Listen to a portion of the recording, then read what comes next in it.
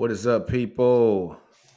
The SEC Connect. We got myself, we got Chris with a K, we got Steven from FP, and we got Ty from Around the Table Sports. Jay will be on a little bit later on tonight. But folks, man, we got a jam-packed show for you. We got only about an hour and 10 minutes to get this thing done. First, we're going to talk about Bama versus Texas. Then we're going to talk about A&M and how they got beat down by Miami. A bad beat down. And then we're gonna do a week 3 preview of a few games. The Georgia South Carolina game. We're gonna talk about the Tennessee versus Florida game, and also the LSU versus Mississippi State game. But before we get into this, folks, man, like we always say, wipe your damn feet before you come in our house. This is the SEC Connect house. Wipe your damn feet. Press that like button, man. Like, comment, subscribe, and share this. And also, if you're listening to this on a streaming podcast platform, which it is on Apple Podcasts, Google Podcasts, Stitcher, Breaker, Spotify, like, comment, and share that as well. Fellas, what's going on? Lighting some sage in the room. You know what? Instead of wiping your damn feet, take your shoes off when you come into the house. We're changing the feng shui in here because that wasn't working. Nick, how are you doing, Marathon Man? Marathon, man. Why you call me Marathon? Man, you've been on just about everybody else's show talking about Texas and everything, man. Hey, man. Texas whore, you know what I'm saying? Look at it, man. Hey, look, man. I'm a wanted man. Your team's 2-0. I guess so. You know, your team's 2-0. I'm look at the dark alley and see you out there. You know what I'm saying? Don't be hating on me, man. Don't be hating, man. Yeah, man. Hey, man. I'm getting a little interviews and stuff, a little shine. You know what I'm talking about? But yeah, man. Let's go ahead and jump into this, man. The first topic, Bama versus Texas this past weekend. Texas goes into Bryant-Denny Stadium, wins the game 34-24. I'm going to hand this out to my boy Ty, the resident Alabama fan, and just kind of get his take on that. Yeah, we've talked. Damn! Winners don't get to go first. Oh, come on, man! Hey, man! Hey, you get the counter. You get the counter, Steven. You get the counter, Steven. All right, I'll chill out. You get the counter. Do you want me to go crazy or what? No, I got you. I got it. Look. So we've talked about this. The game was interesting because the more I rewatch it, the more I'm put in an interesting position because some parts of it simultaneously make me feel better coming off of the game. Some parts make me feel worse. Here's what I mean when I say that. There were opportunities generated. The problem was one, the offensive line. I talked about this during the summer. That was the most important unit for this football team. Forget the quarterback position, forget the wide receivers. The offensive line in pass protection completely and utterly failed. Alabama was able to generate an early rushing attack that was actually, whenever both teams were in their base defenses, I didn't know Alabama would be able to find that much success running the ball early. But credit to Texas, they completely took the run away, and Alabama had nothing to turn to after that. The one thing we've talked about time and time again, Nick, that I just don't get, there were two quarterbacks in this game. One of them a former 5-star, pocket passer. One of them, Jalen Milroe, a dual-threat quarterback. Alabama and Tommy Rees called the game as if they had the 5-star pocket passer. Meanwhile, Steve Sarkisian called the game as if he had the quarterback that he needed to help along. And I'm not saying that as a negative, but Quinn had 13 passes at or behind the line of scrimmage. Jalen Milroe had almost none. That's smart play calling.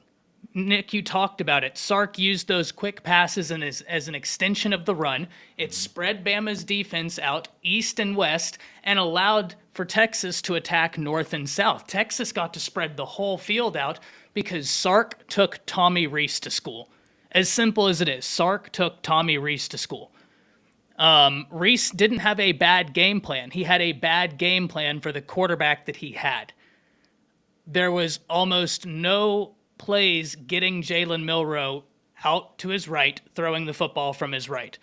You didn't see any of that. You saw a lot of having the guys go 5 wide and asking him to read a defense. In fact, if you look at the first pass for Texas, it was a quick screen pass. If you look at the first pass for Jalen Milroe, he's going from his first progression to his second progression, trying to hit Amari Niblack over the middle, and Jalen Ford makes a beautiful play.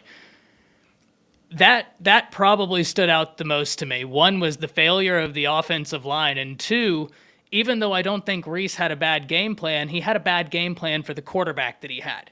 True. And Texas, credit to them, offensively, Steve Sarkisian was in his bag. Defensively, they made the adjustments in this really in the second quarter, and they never really looked back from there.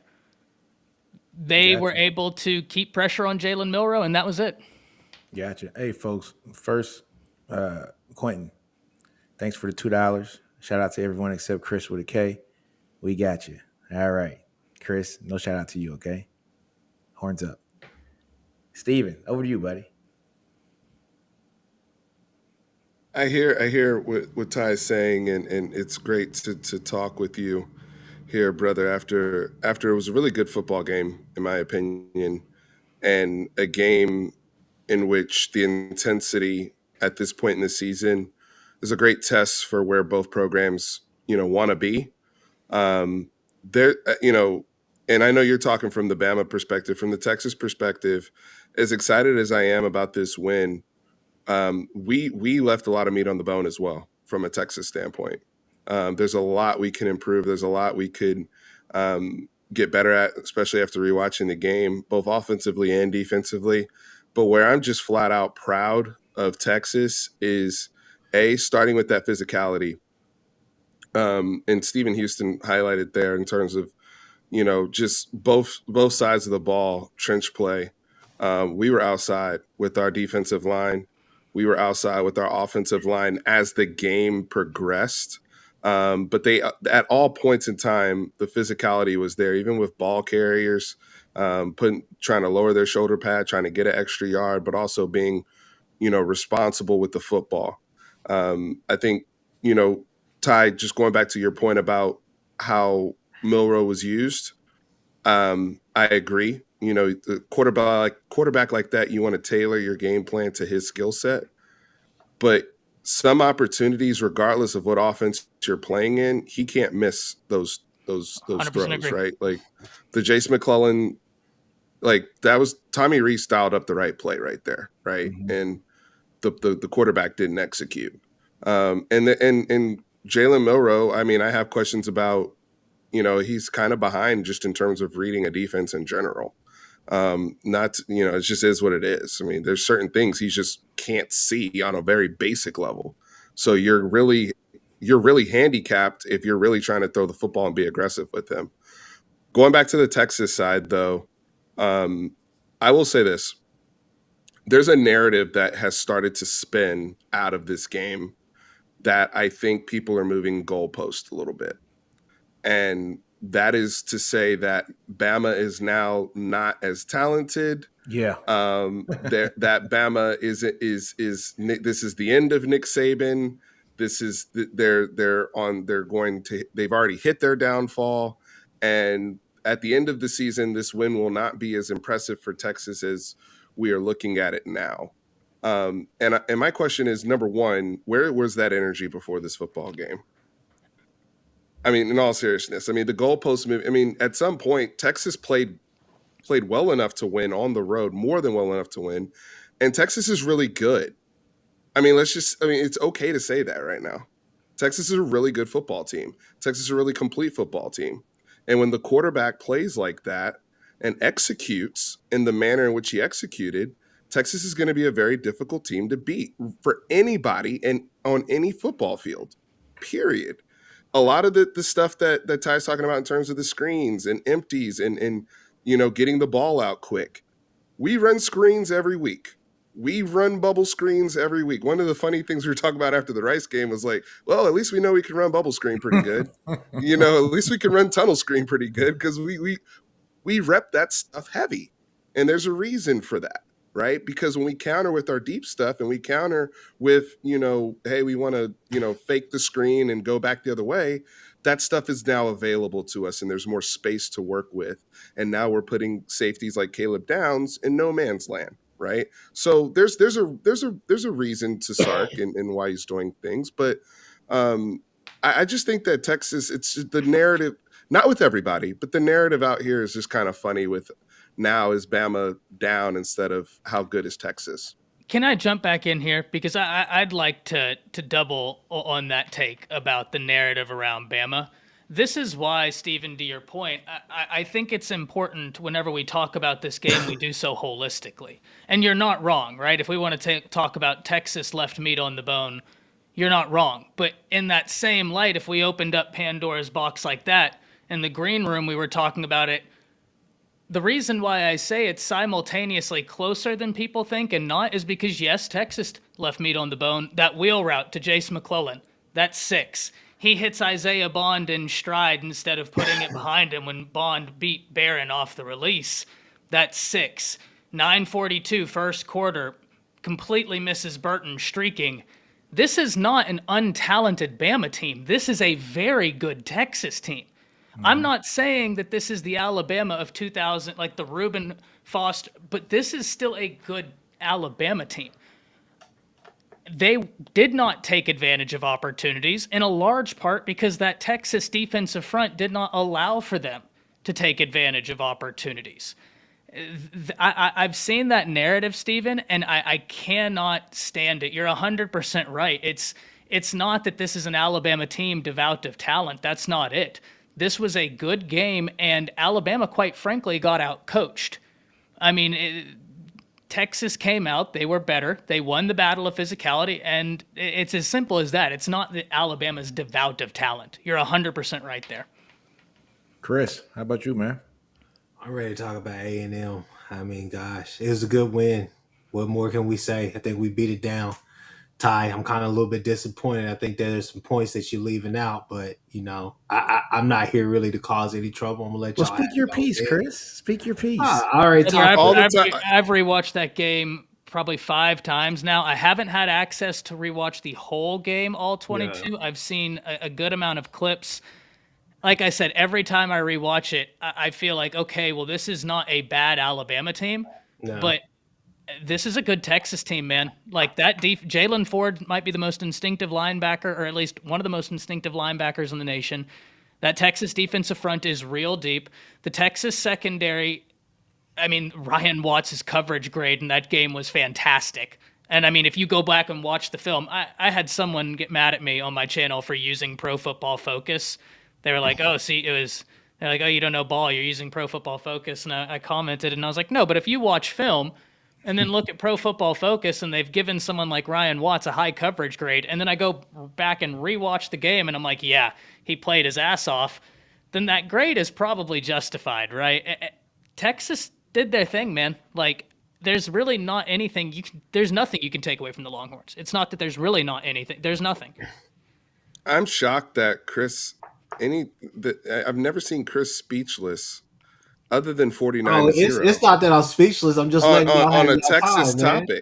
It's not that. It's not that often that y'all get to actually celebrate things. If you remember the video, it's not that often y'all get to celebrate things in life. So go ahead, y'all have y'all time. Here we go. Y'all heard it. Y'all talk with Ty. Ty's a Bama fan. Okay, that's cool. Let's keep it moving.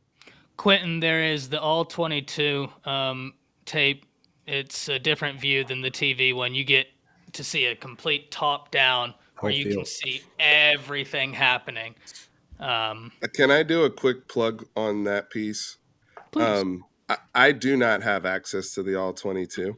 However, if you follow the QB school, shout out to JT. Yeah, shout out to JT. But if you follow the QB school and you are a Patreon member, which I think you donate like $5 a month or $10 a month, he did a 1-hour breakdown on the all 22 of Quinn Ewers, which you'll see a lot of, at least from the Texas offense. We won't get to see Texas defense on the all 22, but it was a really, really good breakdown if anybody follows QB school. Sweet. All right. So look, I have just a few comments on this. I had a lot of people on my timeline today who were, basically saying that, Milroe's young and yada, yada, yada. I get it. This is Milroe's 3rd year. So he's not young. He's not young. Okay. It is what it is. People crucified, and I get it. Quinn's on a different level as far as expectations because he was, one of the highest rated recruits ever, in high school football. So you want that to be an instant impact, like from day one, but it takes people to, just to kind of mature in the body and everything. But Yeah, this is Miro's third year, folks. So he's not a brand new quarterback, But the only thing I will give him is this is the first year in that system, and so things happen. We Texas fans, we need to start to look at what we've had to do too, as far as bringing in new DCs. It was the first time last year that I think Jameson had a DC for 2 years straight, and it was his last 2 seasons, right? So it happens, right? So it just doesn't happen much at Bama, and I think that's what we're not used to seeing that, right? So look, this is Milroe's third year. Good game though. I've said this plenty of times this week. I was shocked that Texas was way more physical on the offensive line and the defensive line than Bama was. I thought it would have been a little bit more neutral on the lines, but Texas came to play. And look, I was happy I was there. I lost my voice for about 12 hours, so it is what it is. But good game for Texas. Bama is probably going to win the SEC West. If I had to put money on it, I'm still putting Bama up there to win the West. Bama's going to have a terrific season. Yes. There's nobody they play that's as complete as y'all. Yeah, and so look, man, people that are writing Bam off are idiots. They're stupid. Mississippi State just barely got past Arizona this weekend. We're going to talk about that later on. LSU, we saw what happened when they faced a top tier team. Yeah, there's a lot to go on in the SEC West, and I think Bama's still the cream of the crop in that. In that conference. And so once they win the SEC West and play Georgia, then we're going to see exactly what it's going to be. But I still got Bama winning the West anyway. So stop with that nonsense that they don't have talent and are not good, because they still probably have the most talented roster in college football just from the previous 5 classes in recruiting. So it is what it is with Bama. Is old boy down there at Mississippi State still running at 3.35? Yeah. Yeah. Oh, okay. Yeah. All right. That's gonna be interesting how I picked that game that week. Bama there. I mean, I want to say that. I mean, obviously they should run, but shit, hell, if he's not being able to read the defense against y'all, and y'all are not doing anything spectacular in the coverages, y'all just sitting there and just waiting on him to throw it. I don't know. You were the one preseason that said that you trusted Jalen Milroe, brother. I still trust him. I still trust him. I think the talent is going to shine at some point, but him and Reese got to get on the same page. I don't know. I just don't know. Tommy Reese just in those games right there, he clams up in big games for some odd reason. And but this is a good comment here. Notre Dame too. Texas won, but Texas and Bama could meet up again, and that's possible. But everything has to run right for both teams. But that's very possible. Can I give my one fear before we move on? I won't take more than 1 minute. Go ahead, man. So it's 2 things. One, it's watching Lawson get put down like that and watching everyone stand around, and then 2, that hurts. But that wasn't just the only time that happened that game, right? Like Jance even talked about it. There were multiple times, and they just stood there and took it. But then to hear after the game, to hear the players say, oh, well, we didn't feel like we had a good week of practice. I was sick. Because if that game doesn't move you, I don't know what to tell you. If that team coming to your house does not move you, there's nothing that will. And if that doesn't move you, look, I still think Bama might be in a good spot to win the West, but they have to change the mental side of this right now if I'm going to pick them over Georgia. I love the talent of this team, but you just watched one of your brothers get put in the dirt multiple times. It wasn't just him. Yeah. And y'all stood around and did nothing. And then afterwards, it reminded me of the Will Anderson after Tennessee. Oh, we had anxiety. You're Alabama. That's supposed to be like, even if they don't respect the logo like that anymore, they don't have to think that you're going to kick their teeth in, but they have to have some level of respect for you. And right now, they don't respect themselves. So that's got to change. Yeah, I agree with that. All right, folks, we kind of taken about 20 minutes on that topic. Let's go to the next topic. Down goes A&M. A&M goes down to Miami, and that great A&M defense allowed the Hurricanes to score 48 points on them. Yeah, Chris, I'm going to hand this to you right now. How did you feel about that game with A&M and the Hurricanes? For the most part, what I will say is this right here. Really, the only positive that's coming out of Texas A&M right now is the fact that you feel that Bobby Petrino has control of that offense. because last year this time around they probably lose 45-17. They don't score 33 points. There's no way that they score 33 points, even with the talent that they have. Um, it's kind of disappointing to watch their defensive line. I mean, my uncle, we talked about it an awful lot. It just doesn't make any sense. As much talent as you have, you don't really have somebody who's popping out, all over the place as being dominant, especially in the interior. Um, Last thing I'll say is just with Miami, it's a great win for them, especially coming back coming from where they came from last year and with Cristobal trying to build down there.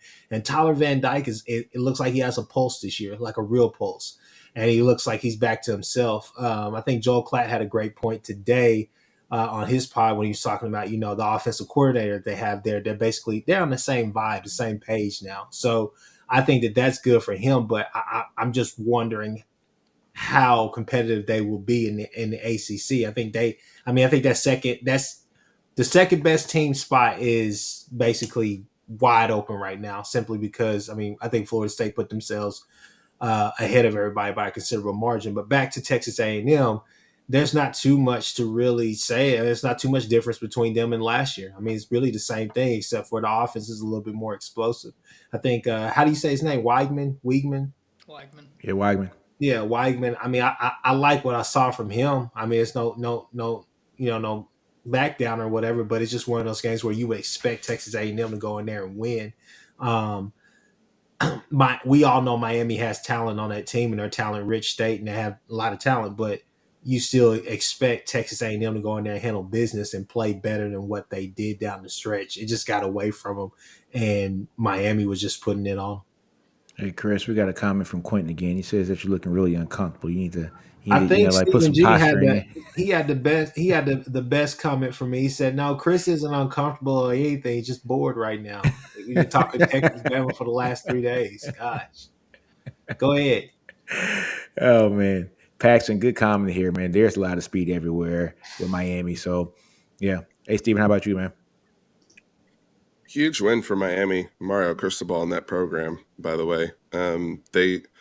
I did not like the way they started the football game. They seemed too turnt. They seemed very undisciplined. And there were several times in the game where Miami was just flat out undisciplined and kind of doing too much. But as the great John Thompson said, I'd rather try to calm somebody down than try to wake somebody up. Exactly. And I think when they settled in, you saw some of the speed advantages on A&M. The field, people are talking about the field and guys falling, and A&M obviously had a lot of DBs hitting the carpet, but those are things you try to adjust for throughout the game, whether it's changing your cleats or technique or what have you. But it was an issue in coverage, and Tyler Van Dyke got going, and he got really, really hot. And, for Miami to put up 48 points on that defense that's loud to me. Yeah. Considering, and I know the A&M, the DBs are young, but that defensive line, I mean, you think about some of the names between Regis and Nolan and Shamar Stewart and Turner. That's a lot. Those are 5-star guys, right? And top, those are all guys that are going to play at the NFL level, no question. And to not have the impact on the game to flip stuff the way we were talking about with Texas and Bama, with the way those defensive lines play, that's noticeable to me. Mm-hmm. What's also noticeable to me is A&M's inability to really run the football consistently. Connor Weigman, I like him. I think he's a terrific young quarterback. Yes, he's learning against how to deal with pressure and how to navigate, just like we were talking about with Quinn a couple weeks ago. But there's a lot of good that Weigman does. And I talked about this with Evan Stewart as well when I picked him for my all-conference SEC team. 11 catches, 142 yards. He had a big game. I mean, that's a guy who's inevitable. There's certain players that are inevitable. They're just going to get theirs. They're too good. Evan Stewart's one of them. But where's the run game? 62 yards, they average 3 yards per carry. So, yeah, okay, they have offense now where they're putting up points. But is that because of Petrino, or is that because you're getting much better quarterback play? Because Weigman's also a 5-star quarterback. Exactly. who might also be another inevitable guy. How much are the coaches really helping them, in all seriousness? Because they should be able to run the football better than that against Miami and try to slow the game down. Miami just hit him with a track meet and beat him. Yeah. Ty, how about you, man? Yeah, and look, this wasn't a particularly good defense for Miami last year, right? To your point, Steven, about them not being able to run the football. It wasn't like this was just a fantastic defense for Miami. I'm trying to look back and see exactly their rushing defense and everything. Yeah, same here. But I just know you don't give up that many points to MTSU and call yours. And I get it. They got new coordinators and everything, but how y'all are going to have to riddle me this one because I don't get it. How is it that when Jimbo Fisher was calling the plays, right, that defense was right? And now they get an offensive coordinator, and the offense shows up, and their defense is dog shit. Like, I don't get it. I don't Like, get it. I genuinely sometimes feel like A&M and Jimbo Fisher are pulling the greatest meme on all of us. And like in 4 years, it's going to be this like social experiment that they pulled off against the NCAA and we're all the joke. Like, I don't know. You make a great point, Steven, about their defensive backs being young. And I can live with that, right? But it makes no sense. You would think if you had that many 5-star guys up front that you would be able to provide some alleviation for your defensive backs, and they just don't. And in fairness, though, credit to Van Dyke, there was a lot of throws he dropped in there that just like that moon shot, which is one of the prettiest throws I've seen in a while that Quinn had to Xavier Worthy, that first touchdown. Van Dyke had some throws where I don't care what coverage you're in. Like that was a beautiful throw. The problem is there were far too many where there was not good coverage. Yeah. I don't know, man. A&M is a complete enigma to me, but I made a mistake in trusting Jimbo Fisher. Look, I did too, man. I picked him to win this game. I thought that the Bobby Petrino experiment was going to be very fruitful here in the beginning, especially with Miami being down last year and then playing them in game 2. I just thought that this offense was going to kick ass and the defense kicked ass last year. So I was just thinking the natural progression. You got guys that go to the league from that defense in the secondary, and there are guys behind them who've been wanting to play, and they've been getting coached well, and they've actually matured into a decent player. And it just hasn't happened. And one thing I will, say about the defense was A&M's defense. They really did hold Miami's rushing attack, which is great, and they did that with a 3 or 4 man front, pretty much the whole game. But like you say, Ty, what are they doing to help out their cornerbacks and their safeties? Maybe rush somebody, put some pressure on the quarterback, do something to help alleviate the pressure, off of your DBs. They did none of that, man. But I'm kind of just befuddled about the situation because I honestly thought this defense was going to show up in this game. You expect too much from an 8-5 coach, bro. He's notoriously 8-5. Yes, that's true. I want to dive into this a little bit, though. Yeah. First, the comment about the field. I know Miami was playing that Odd Future had. I'm well aware Miami was playing on the same field. My point is, yeah, I mean, it's their field.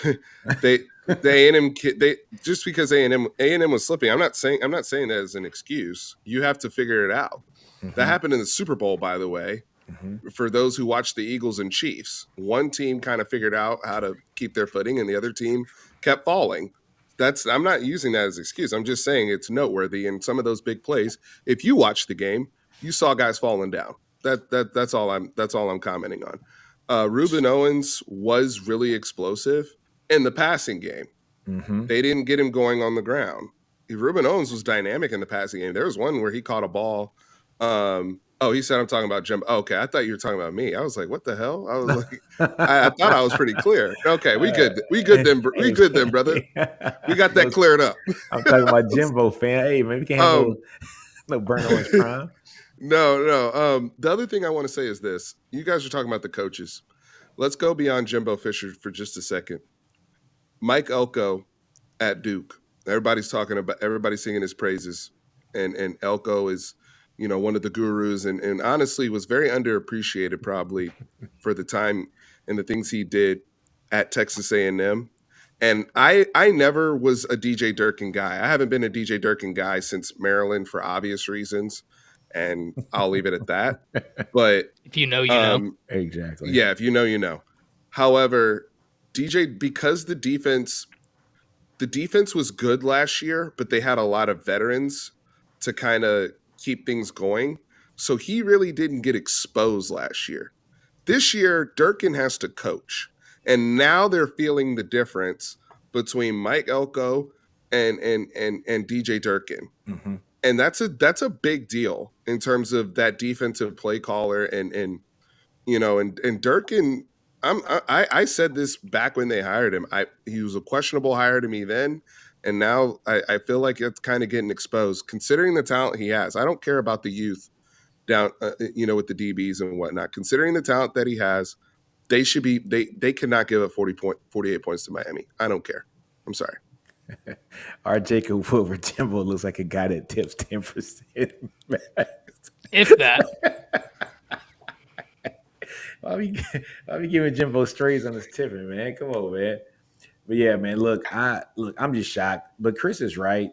This is something that we see every year, and I think that we expect much more of Jimbo because he does have a championship on the back of Jameis Winston, and he hasn't really done anything outside of Jameis. What's your favorite word to say about quarterbacks? What you call them? Transcendent, baby. When's the last time he had one? Jameis. I'm just being honest with you, man. And that's the last time he won. Me and Ty have talked about it plenty of times on Ty's show. Quick plug for you, Around the Table Sports, big long time listener. So Ty has said it time and time again. He's pointing out, what is the difference between Kevin Sumlin and Jimbo?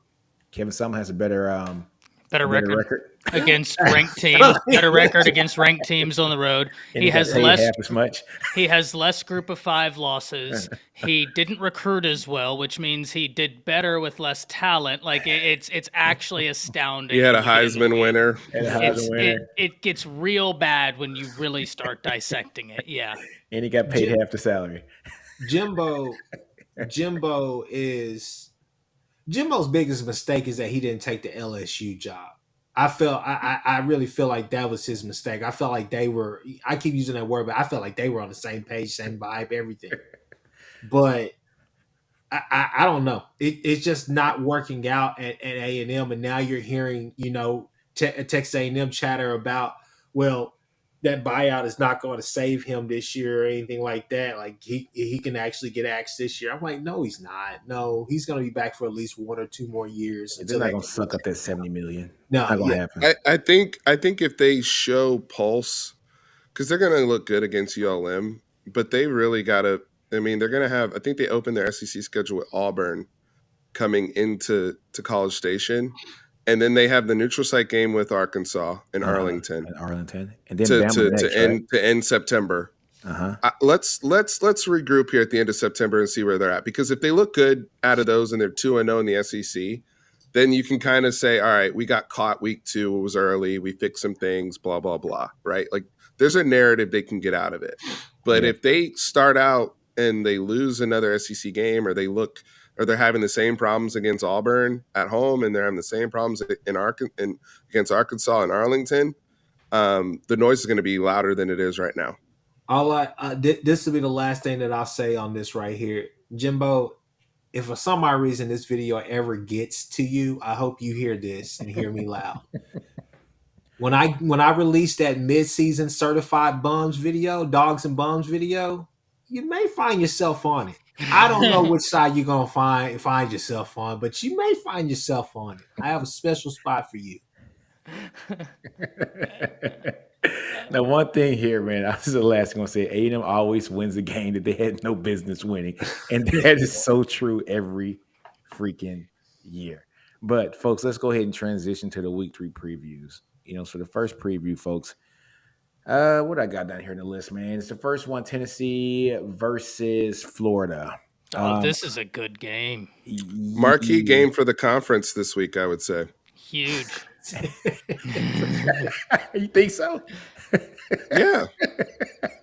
Tennessee, Florida should mean something, guys. Stop playing, Steven. Go What ahead are we and tell us how you doing? really feel. Tell us how you really feel, bro. Go ahead. You think this is a I said for the week. For the week. Oh no, Steven, who man. you got? Oh, hold on. You're saying South Carolina, Georgia is a better game? What's a better game than this for the conference? I would Chris? rather watch South Carolina, Georgia. I kind of would rather watch South Carolina, Yikes. Georgia. Yikes. South Carolina's going to get blown out. Have you seen the line on the South Carolina, Georgia game, fellas? I get it, but like Tennessee's not that good. I shouldn't say not that good. Florida's really not good. I think we've seen Florida's, that. but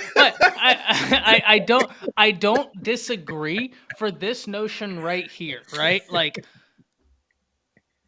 Stephen, I actually, even if I don't disagree that the USC Georgia game, that's going to be great just because of Rattler against this Georgia secondary. Like, how can he test them? But the problem is like, what the hell do they have on offense outside of Rattler? Like, they have the one wide receiver. That's it. To your point, I don't think Florida's great, but I don't know who Tennessee is yet. And this game is going to go a long way into giving me an answer for one of the more important teams in the SEC. Like, at least with the other one, I have a good idea who South Carolina is. They're a team with a good quarterback that is trying to do everything for them. They just don't have the pieces subsequent to him. Georgia's Georgia. I mean, Kirby's earned the benefit of the doubt, not saying that they're going to three-peat, but if you've won 2 in a row, you're going to be a good team, right? Like, that is what it is. Spencer Rattler got sacked, 9 times against North Carolina? Oh, I thought it was 54. Against North Carolina. What the hell do you think Georgia's going to do to him? They had 17 sacks all last season. That's going to be crazy. I know it's going to be brutal. It is going to be brutal. It's going to be a we need to bloodbath. get data. I just have no faith. We need to get data on Joe Milton. Let's just look. Can we be all the way real? We need to get data on Joe Milton. Joe Milton's going to the swamp. Now we get to know if he's legit or not. We can have that question answered. I completely agree. Look here. DWD says right here, watch Rattler play out of his mind and keep them in the game. And I could, I wouldn't say keep him in the game, but we've seen a lot of times last year where Georgia sleepwalks. Georgia's been sleepwalking for the first 2 games or the first half, to be honest with you. Against I can Ball only State. give that narrative if South Carolina figures out how to block for him. He is not a playmaking type quarterback that's going to evade pressure. That's true. And do all these things. Spencer Rattler's when they block when the offensive line does their job, that's when Spencer Rattler can shock you. But if they're not going to block Georgia or just not even be present like they were in the North Carolina game, he's not a quarterback that's going to run away and create and do all this stuff to get you out of it. That's my issue. Pieces in front of him and the cherry on top, right? Like, what do we know about the Saban defense, the Kirby defense? If you're going to beat it, there's really only one way.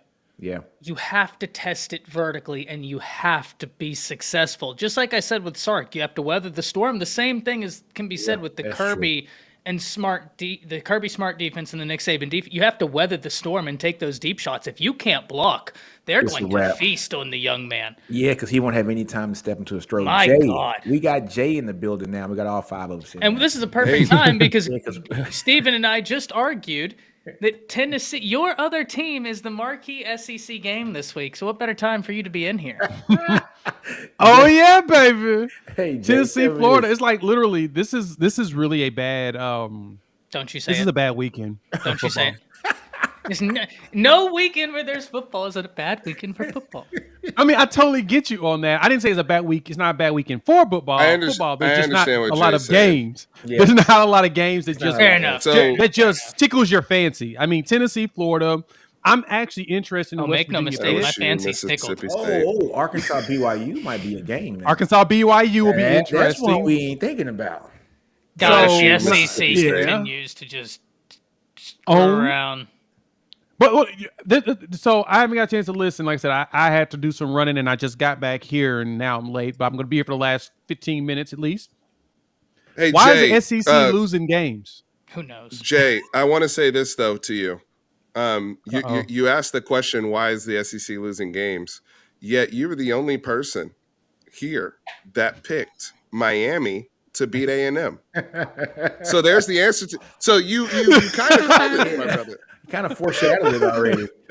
Yeah. Look, man. I figure y'all probably covered that game, but I wanted to jump in on it anyway. There's nothing about Jimbo Fisher and Bobby Petrino in Miami that I trust.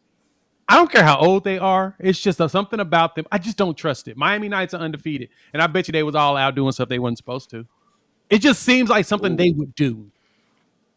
Back on the motorcycle we go. Hey, they're not a disciplined team. I mean, No, they're not. They never are. That's funny. Like the LSU boys. Like the new LSU boys. Let me stop. Am I wrong? It just flew on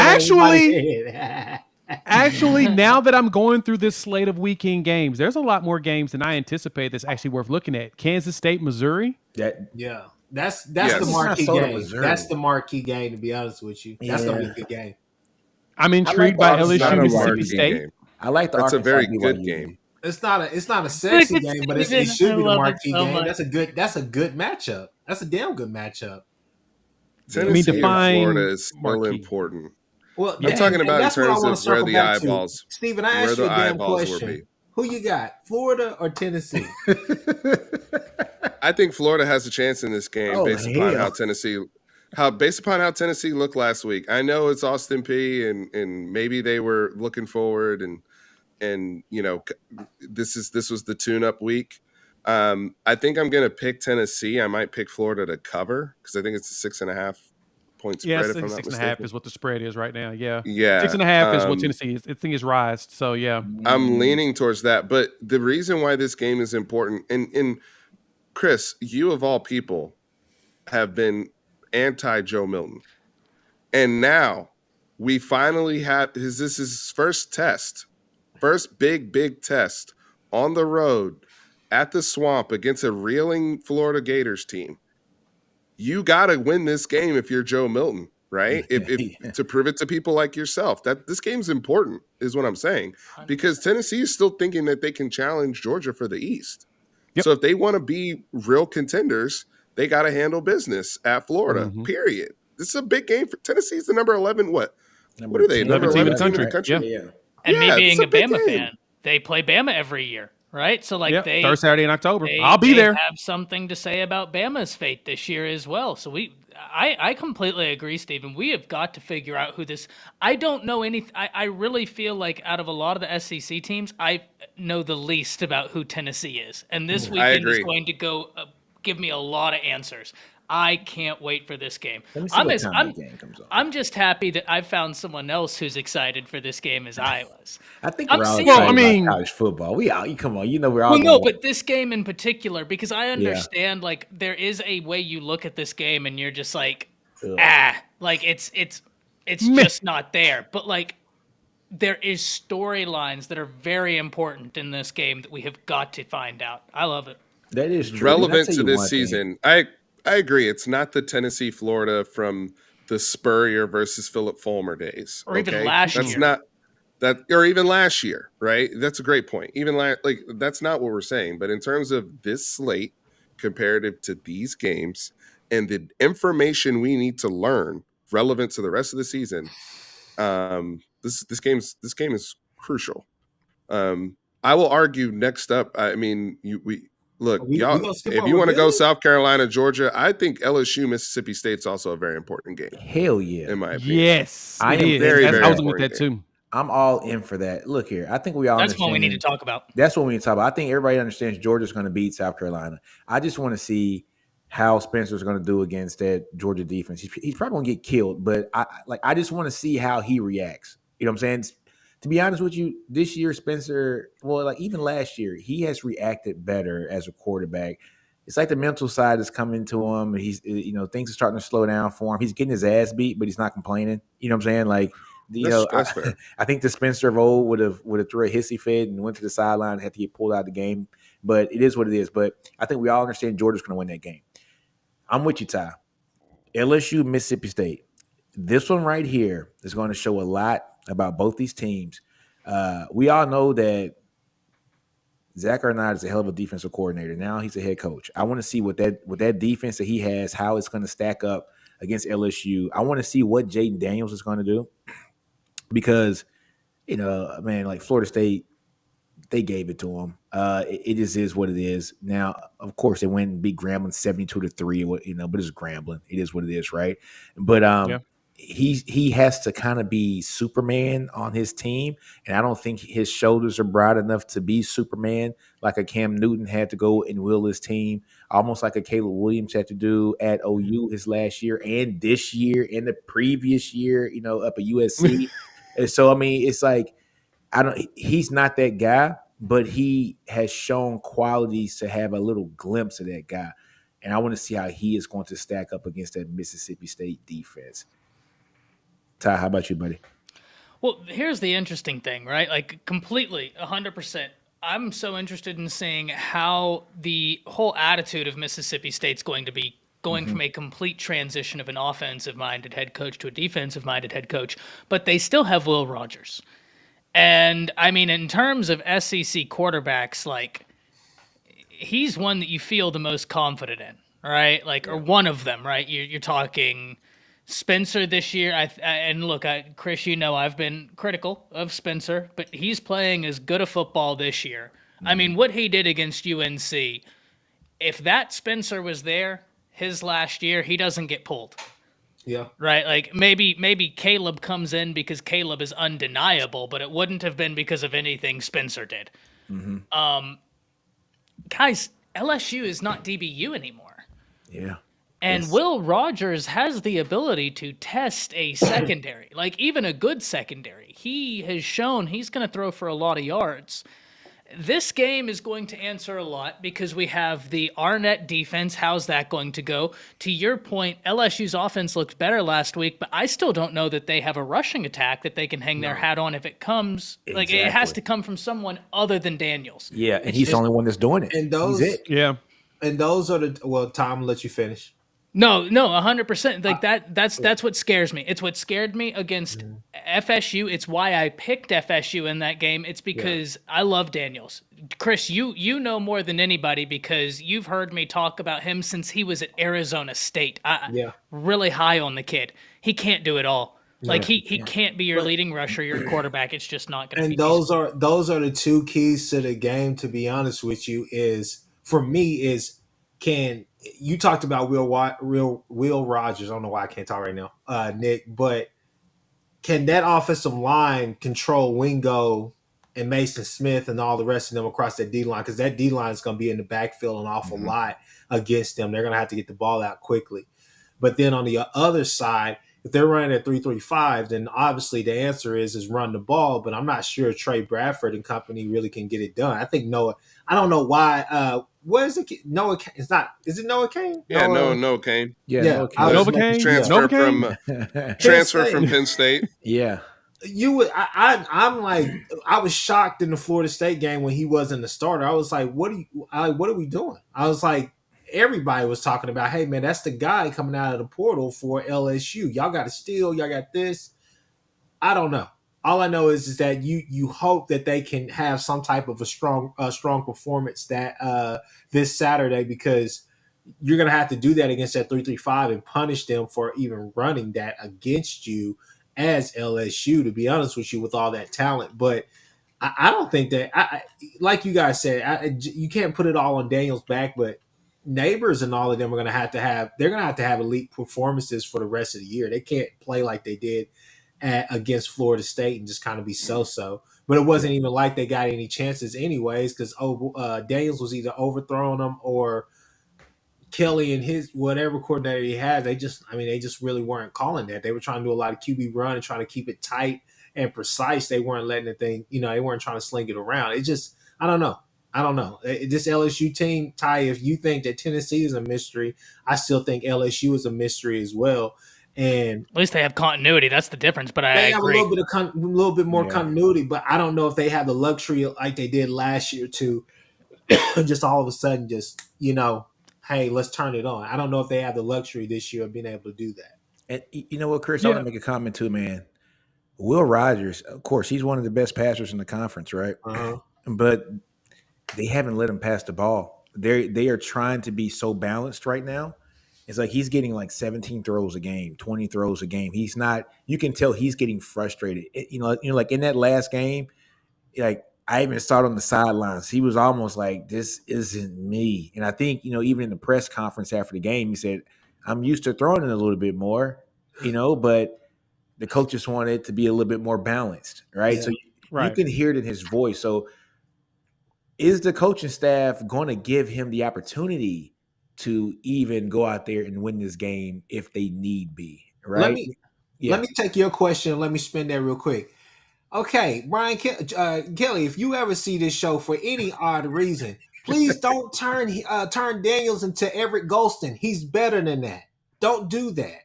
Don't try to keep your thumb on him and try to turn him into something he's not. He's not a game manager. Let him No, rip. he's not. No. Oh Let no, him rip. 100% agree. 100% agree. And I think with this, and we talked about this. I think I can't remember. I think it was one of the last shows we did, but it was made mention of. Actually, it was on Bleacher Report how Brian Kelly teams start off undisciplined and look like disheveled, but then they get their stuff together by the time the season ends, and they end up with a 10-win season somehow every single Yeah. time. Yeah. This feels like it's going to happen again. And just like you said, Chris, he's using Daniels wrong and going up against Mississippi State because, as it was mentioned here, they're basically an enigma game. Good job, Steven. That's a very good point. We don't know who they are either, especially with the shift in the coaching. But Ty, I got to give you that. Will Rogers is one of the quarterbacks in the conference I can truly trust. Mhm. He's one of the more veteran ones. He's seen a lot of games. He's played a lot of games, and he's probably one that they're going to lean heavily on because they're still trying to figure out who they are. Now, LSU has no excuse not to win this game, though. They have more talent. You're right, Ty. They're not DBU yet. They'll get back to that. That's going to take time because it feels like the shift of Brian Kelly and moving players in and out. It looked like they lost some players in translation there. But I think that they'll get back to that because LSU always gets back to it. At some point, they get some of these Louisiana kids that end up being elite corners, and you're like, where did they come from? And then they become dominant. So if Brian Kelly can get his team disciplined and focused earlier in the season, they have a really good chance of doing something. But just like you, Ty, I picked Florida State because I just felt like they were the more complete team. They were more balanced, and I felt like they were going to be way better prepared. Now we get to see if LSU is actually ready going forward. Does LSU have that bounce back in them? Right? Yeah, they got to. If they want to go to the playoffs or if they want to win in the SEC, they got to have that bounce back. That's critical. Which is crazy because BK, we do herald him as one of the excuse me, so he is one of the best coaches here in college football. Fair. It just is what it is, right? And anybody that says that it's not is basically just lying to themselves. But he's got to figure out a way how to start off faster. And like just like Jay said, he does kind of start off slow, and he has those games early on where he just screws up or messes up or loses a game he shouldn't or gets blown out like he did against Florida State. I wouldn't even mind about that Florida State game if the game was closer, right? Exactly. If that game was closer, I wouldn't feel so bad because you have two great teams. Somebody has to lose, right? Somebody has to lose. And right? it was the second half of that game which was concerning because they eventually laid down. But that Florida State game, the first half, they were back and forth, right? They were both doing dumb stuff. And some of it was just, okay, we're still on that drunk stuff that we were on in last year's game. But LSU just, even the opportunities they had at the goal line where they just look completely incompetent trying to run basic goal line plays. But how you got down there was creative and you were able to get the ball to playmakers. Like they have flashes where you see what they should be. Mm-hmm. To the point about Jaden Daniels' usage, I completely agree with you guys. I mean, they have to figure out how to run the football with that's to me is an obvious thing to help them get to where they want to go, especially if they want to win the SEC West. My thing though is Mississippi State. You just went to overtime with Arizona. Mm-hmm. I don't think Arizona's that good. And that was at I believe that game was at Mississippi State, was at Starkville. LSU, they'll start ramping up. The Harold Perkins issues of how he was being used and things like that. Those are things they'll figure out. Mason Smith back, like there's a lot I think that LSU, Brian Kelly at this point, still gets the benefit of the doubt. Until I see otherwise, he gets the benefit of the doubt in these situations. I think they go ahead and beat Mississippi State, but this is a very good test, just to make sure that they're on point like they were last season. You want to know why football is such a beautiful game, guys? It's because it's simultaneously very cerebral while being very simple. And what you talked about just now, Stephen, I think completely paints that picture. The Harold Perkins usage. Yeah. They're going to figure it out. I just think against Florida State, they got a little bit too cute, right? Like it was almost like they tried to outsmart themselves instead of at a certain point just saying, okay, let's just go play football. Like let's go play football. But that's very characteristic of Brian Kelly, though, in those big moments. In those big games, that's usually what he does. It can be. It certainly can be. But even then, man, like you have faith that it's crazy to me that we are talking about this game in the way we are. And I have such faith that this is a good test for LSU. But LSU is the vastly more talented team. If they're going up against a 3-3-5 defense, you like their chances traditionally, but like It's just the LSU's old with the talent at the certain positions. Exactly. That's the thing. Yeah. My only thing, Ty, on that with Harold Perkins, right? That's somebody that you should have known where to place him throughout the whole spring and the fall and the summer. And it's like, that's one guy you don't miss it up with. That's one guy you figure that out with immediately because he's one of those rare talents as well. I mean, he's just a freaking athlete. He might be a little undersized for a true linebacker. He might be a little too big for a strong safety. He's so hybrid. He can do anything, though. He's just a freaking stud. Put him anywhere. Tell him drop back in coverage, get a pick. Tell him to go rush the quarterback. Tell him to do whatever he has to do. But that's one guy that they should be having as a hybrid where they're just placing him everywhere and anywhere to get the best advantage, a la what Dan Quinn does with Micah Parsons on a smaller scale. All right. So, that's one guy who you can't screw up the assignment with. That should have been figured out in the spring. And that's my only knock with BK on that is. No, I completely agree. I don't know why. Well, okay, let me put it like, if you were that worried about Travis running, okay, but after you see that it's Florida State is just accepting what you're doing, and they're like, okay, actually, we're able to take your best defensive player out of the game. Let's just keep doing this. And Travis was automatic from the pocket. I don't understand doing it the whole game in the first place, but sticking with it, that was impressive. It was bold. I like bold moves. I mean, in comparison to our game, Ty, that's why I was very adamant before our game of not spying Milroe. And facing the quarterback and defending him in a certain manner, you introduce spies in scenarios. You do not spy quarterback. This is just my defensive beliefs. Some people feel otherwise. I don't believe in spying people full time. Yep. We had moments, we had certain downs for specific reasons where we would spy Anthony Hill, right? But other times, Anthony Hill was coming as an edge rusher. Yeah. Right? He wasn't spying. He was just coming as a rusher. You only do that in certain scenarios or down in distance where you're like, all right, or I want to throw a wrinkle. That's the same way you have to use Harold Perkins, in my opinion. Exactly. You can't just leave him out there because now I'm telling the offense, he's out of the play. As long as the quarterback doesn't run, he's done. You're right. He's out of the play. 10 men. He's your best player on defense, and you're telling the offense that the best player is not going to do a damn thing on this next play or this whole drive. And FSU is just so happy the whole game. They're like, "Are you sure you want to do this?" Okay. Yeah, they're like, "We'll take it." All right. So it is what it is, man. Look, one other thing, man. This is a funny comment. How you got Ovia Gofu playing edge and Perkins playing spy? How's that the best option, my guy? That kind of rhymed too. That was pretty dope.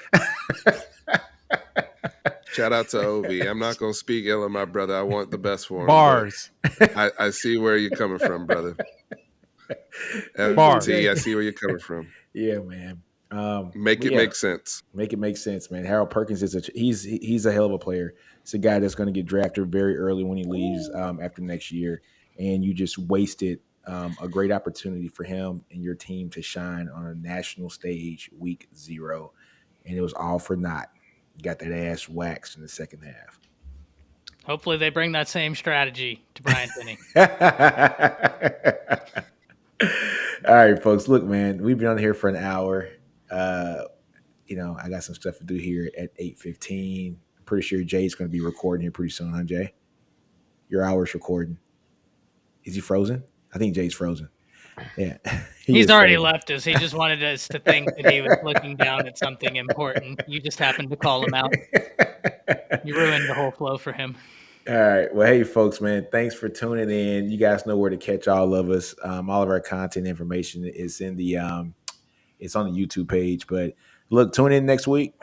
Every Wednesday, 7 p.m. Central Standard Time. Next week, we'll do a week 3 recap and a week 4 preview again on 3 of the top games here for next week as well. Yes, sir. Go ahead and put Boomer in the chat. Hell no. Hook 'em, y'all. Hook 'em. Hook 'em. We out.